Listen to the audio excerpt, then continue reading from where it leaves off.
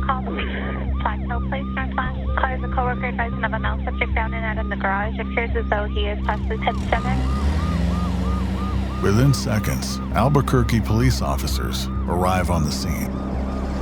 Arriving on the scene, you really don't know what you're getting into. Kind of makes the hairs on the back of your neck stand up. You know that you're going into something really serious. And it activated my cameras just to capture anything that we might run into. You could see that his neck was cut from basically ear to ear. It kind of throws you for a loop. There's a million things going through your mind at that second. And I felt at this point that it definitely had a homicide. Within minutes, fire and rescue arrive and determine time of death is within the past 24 hours. Crime scene techs now search the scene for clues.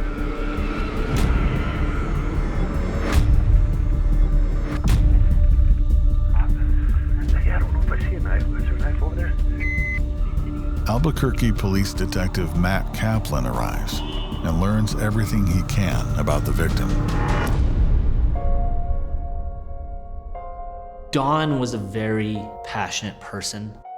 His relationship with his daughter, which was very close, a very tight-knit relationship, didn't appear Don did anything to really stoke the anger of anybody. After taking a look around the scene, Detective Kaplan rules out robbery as a motive for Don Fluitt's murder. Because there didn't appear to be any obvious signs of forced entry, our first thought is always, is this person related to Don? Does Don know the offender? Everything seemed to be in its place. Don's wallet, everything was found in the house. All TVs were in place. His cell phone was found in the house. So it was important to collect that phone and really start getting as much data as possible. We wanted to see who he contacted most recently throughout the night. We wanted to see if he was having any problems or arguments with anybody, whether it's over text message or through phone calls. Detectives also collect blood evidence they believe is a surefire sign of a struggle. And hopefully that altercation with the offender is enough that DNA traces are left behind on the victim. One of the first things that we asked for from the pathologist was to please get those fingernail clippings so we can try to get lab analysis done on them as soon as possible. The video evidence from the neighbor becomes extremely important. Because a portion of the driveway is captured for Don Fluitt, we can see when Don's leaving, when he's coming, and potentially anybody else that may be walking up or parking in that driveway. Thank you, I appreciate it, man.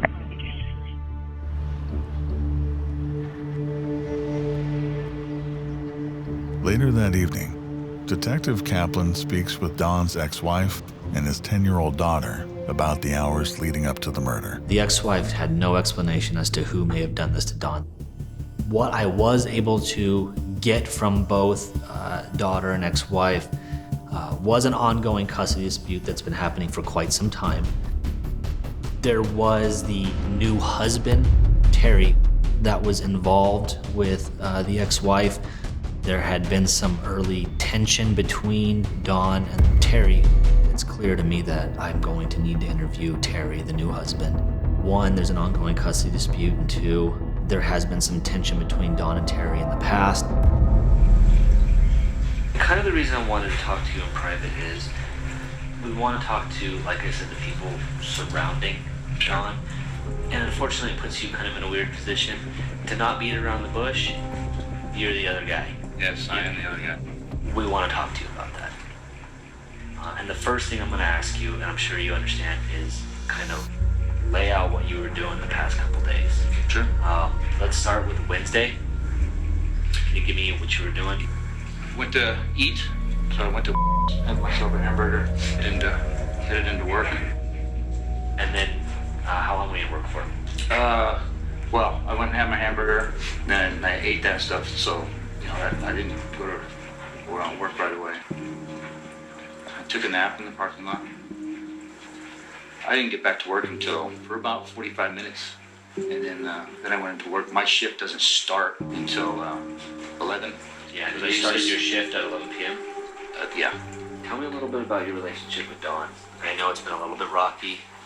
You know, in the beginning, I would say it was rocky. I never even talked to him anymore. And I would even try to stay away from that because when we went to court the first time, it was the court thing. Okay, so we had to do back and forth to court. And I just tried to stay out of that. You ever been to his house? I've been to his house once. You've never been inside? No, I've never seen inside the house. The initial impression was he was calm. He was very open with us about what he had done and what he was doing. Was very open to letting us take DNA, giving us his work or cell phone records. I didn't have any reason not to believe Terry, the new husband. Almost a month after Don Fluitt was discovered murdered in his Albuquerque, New Mexico home, detectives are zeroing in on people closest to him. Police investigating Don Fluitt's murder have their eye on two men: Don's landlord, Benny Ruiz, and his own brother, Dennis Fluitt. And they're hoping the surveillance video from Don's next-door neighbor has caught the killer on camera. When you start looking at the video, the time frame, in conjunction with the night of the homicide after Don Fluitt and his daughter returned from California, we knew Don left for the custody exchange at about 8 o'clock. You see the garage comes up very smooth. You see brake lights come on and Don's white pickup truck pull out of the driveway and then leave. The garage comes down. It's quiet for a few minutes. And that's when you see this figure. You can see this figure in a hoodie. You see him dump a trash can over that's being picked up the next morning into the street and then walk back into the shadows. A few minutes after that, Don returns. You see his truck pull into the driveway, the garage comes up, he pulls in. After a few minutes, Don, you can see him stepping out of the garage, walking to the trash can, picking it up, and then walking back into the garage. Now the garage starts closing, and we know this because the shadow starts shortening. And it looks like it's before it actually hits the ground. The garage comes back up. And then you see a series of flashes. Then the garage comes back down.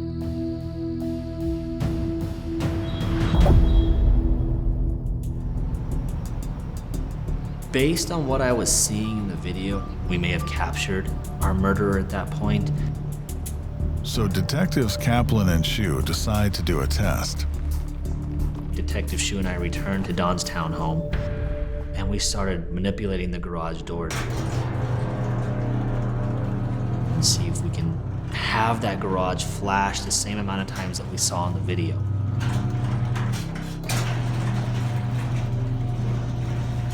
Does that trip the sensor?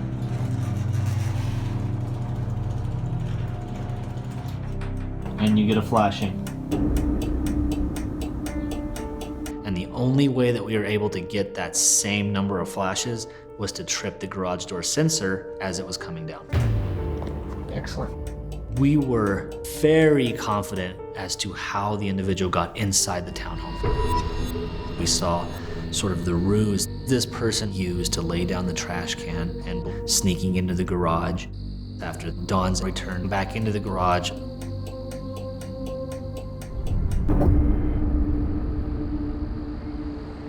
But without a solid suspect, the case stalls, and Don's family wonders if his murderer will ever be caught. Police have been painstakingly reviewing the alibis of everyone they've interviewed, and one story isn't checking out. It's the alibi of the other guy in Don's life, Terry White. The surveillance footage that we got from Terry White's workplace, it contradicted Terry White's alibi. He had told Detective Kaplan that he had arrived at work and he had taken a long nap. So I took a nap for about 45 minutes, and then I went into work. My shift doesn't start until 11.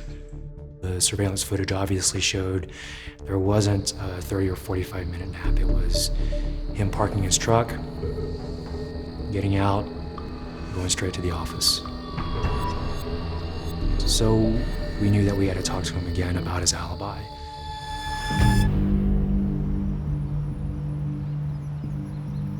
Detectives bring Terry in for a follow-up interview. Again, thank you for coming down. No worries, I'm sure you're a busy man. Initially, he had told us he had gone to a fast food restaurant and then driven to the parking lot where he fell asleep. This time around, it was much different. He had gone to a fast food restaurant. He had also gone to a department store to buy clothing. I want to stop and get a new sweatshirt for me for work because my wife bought me one for Christmas. And I said, I'm not going to wear that to work, so I went and bought this one. Then he had gone to the work, but instead of parking in the parking lot, which he intimated the first time he talked to us, he went to a very dark, lit, unrelated business and fell asleep there. He just failed to mention it the first time around. So his story had changed fairly substantially from the first time we interviewed him. The change in Terry's story is not enough for an arrest, so after taking a DNA sample, they must release him. Is during this time that our DNA lab called, said, hey, we've got DNA results for you. Your excitement level sort of goes up because you could tell in the analyst's voice that there's something there. And the analyst said, well, it's a match. Detective Kaplan gets Don's mother on the phone. After 3 months of grueling investigative work, Detective Kaplan finally knows who killed Don Fluitt. We do have a suspect in this case, and we do have an arrest warrant. He's not in custody. Okay. Who is it? It's Terry White, and I'm going to tell you the warrant is based on forensic evidence on scene. We do have an active arrest warrant for him. It was Terry, and I knew it. Oh, I was screaming and yelling and jumping up and down in my house, and I called every number I had to tell them. He did it. Terry did it.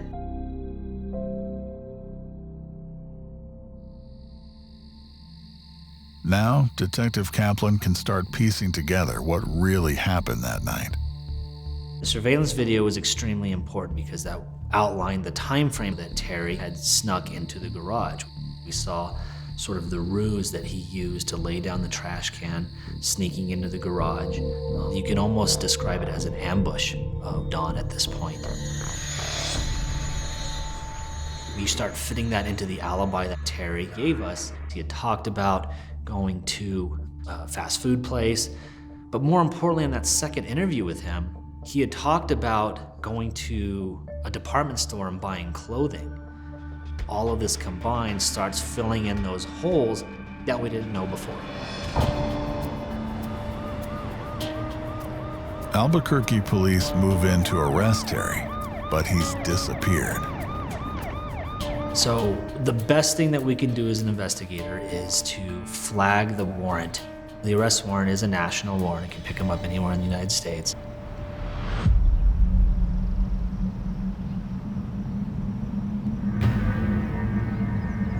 One day later, there's a hit on the warrant. Navajo County Sheriff's deputies find his truck and arrest him. Detective Kaplan is notified, and he and Detective Shu head to Navajo County, Arizona. But Terry refuses to speak to them. Although Terry isn't talking to detectives, he is talking with someone else. An inmate at the county jail says he has rock-solid information about what happened the night Don Fluitt was murdered. We made contact with Terry's cellmate, and he told us that Terry admitted to the murder. So he told you he killed someone? Yeah, he told me straight. He told me blow by blow. Tell me how he did it. Terry White snuck in his house, snuck in the garage, but he tripped the garage door and I went up and down a few times. But he ended up getting underneath the guy's truck. Terry had told the cellmate that he knew Don to be a smoker. He also intimated that Don doesn't smoke in the house because he knows that his daughter doesn't like smoking. So he had come back into the garage, I would assume, to smoke a cigarette. That's when the ambush happened. And I was waiting right there by the door. And he said, he got his tire thumped. He's a truck driver, so he got his tire thumped. As soon as he came out, he said, I hit him as hard as I could. He said, but to make sure, he said, I went inside the house and I got a steak knife, some type of knife. And he said something about slitting the side of his throat.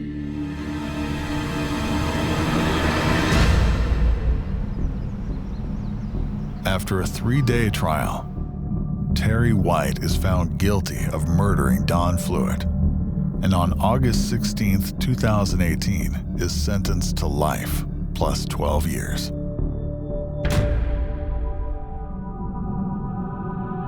Now, Don's family can only speculate as to why Terry murdered Don. Don was taking his ex-wife back to court. Terry stood up in court when the judge asked him what he thought or what he wanted. And he said, what I want is Don gone. What we want is Don gone. We want that little girl to be our family. Such a waste, all because of jealousy.